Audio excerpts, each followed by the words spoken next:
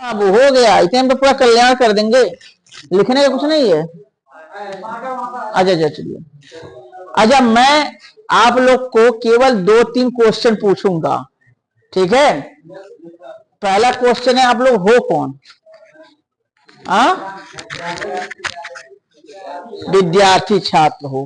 यहाँ क्या हो, स्कूल में क्यों आते हो, यहाँ किस लिए?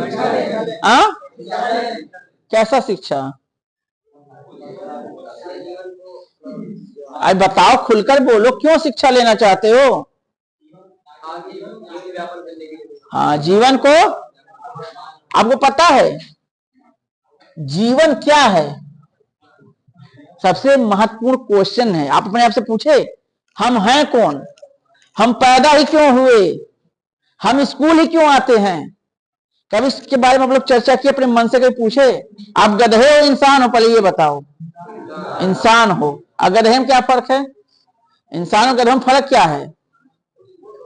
हाँ, कुछ नहीं, सही बात बोले, क्योंकि वो भी खाक सोते हैं, आप भी सो रहे हो। इंसान उसे कहा जाता है जो अपने 800 ग्राम को, जो माइंड होता है पीछे दिमाग, यूज करता, उसे क्या बोलते हैं? इंसान। और जो यूज नहीं करता उसे क्या बोलते हैं? गधा। आप लोग कभी अपने आप से पूछे आप लोग हो कौन? कभी पूछे आपका जन्म क्यों हुआ? आप स्कूल क्यों आते हो? क्या उद्देश्य है? क्या जीवन है? क्या करना है? क्यों करना है? किस लिए करना? काफी सारे क्वेश्चन मन में उठते हैं। कभी आप लोग के मन में उठा सा क्वेश्चन? क्यों? गधे हो क्या? अच्छे बच्चे हो। जीवन का, भगवत गीता कितने लोग पढ़े हो आप में से? कोई पढ़ता है भगवत गीता? पढ़ा करना चाहिए, भगवत गीता किताब है, बुक।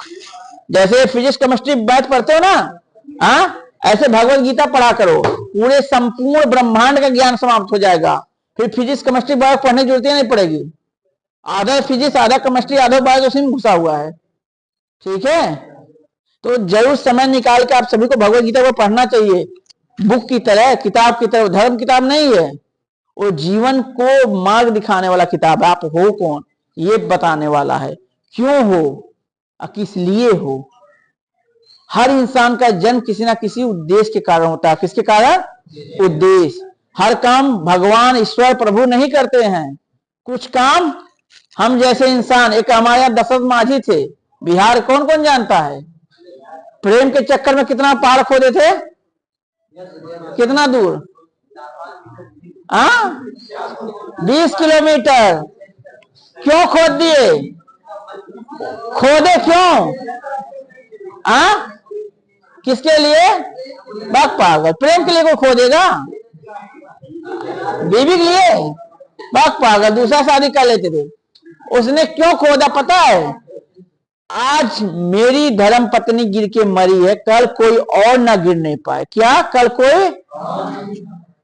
और ऐसा मेरे रहते हुए क्या है, संभव नहीं होने पाएगा। इसीलिए उन्होंने क्या किया, असंभव काम को भी संभव कर दिया। क्यों?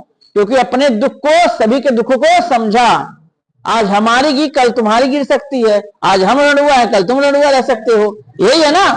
अरे हंसो यार, जीवन है, सीरियस मत रहना। गधे सीरियस रहते हैं, क्योंकि उनका एक काम बताइए, यहाँ से वहां जाना, वहां से यहाँ, ये काम होता है ना। तो आपका जीवन, अच्छा आप लोग कभी सुने बड़े बड़े महापुरुषों पढ़े हो? कोई महापुरुष को ले लो, किसी महापुरुष का नाम, सब क्या थे? पागल। क्यों? क्योंकि उनको अपना क्या नजर आता था। क्यों?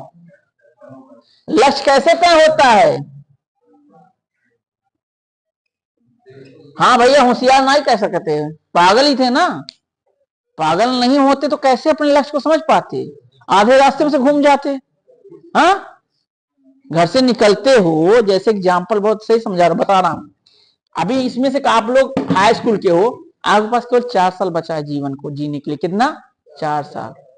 उसके बाद जीवन कब आए कब गए पता ही नहीं चलेगा तुमको।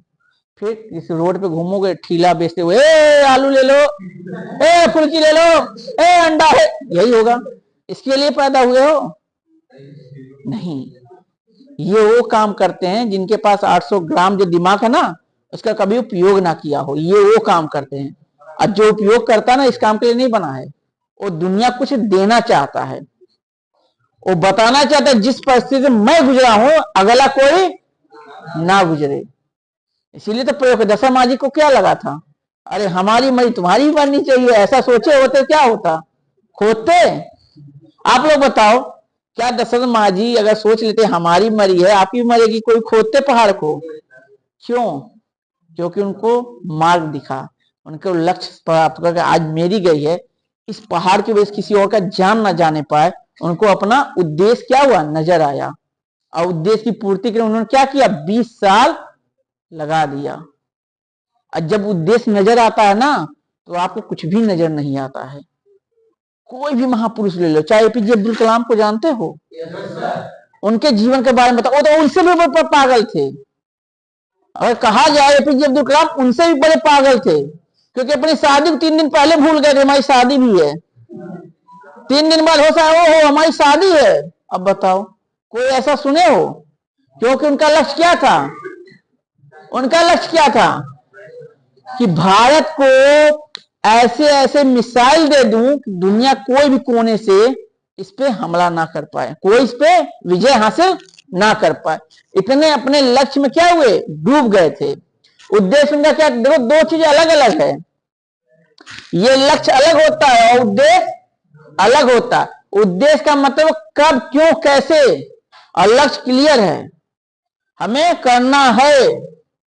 उद्देश्य क्लियर हो जाता है कि हमें क्यों करना है। जब कोई अच्छा एक एग्जाम्पल दे रहा हूं, आप लोग थोड़ा सा समझना इस बात को। अभी आप लोग से मैं पूछूंगा एग्जाम्पल देते देते।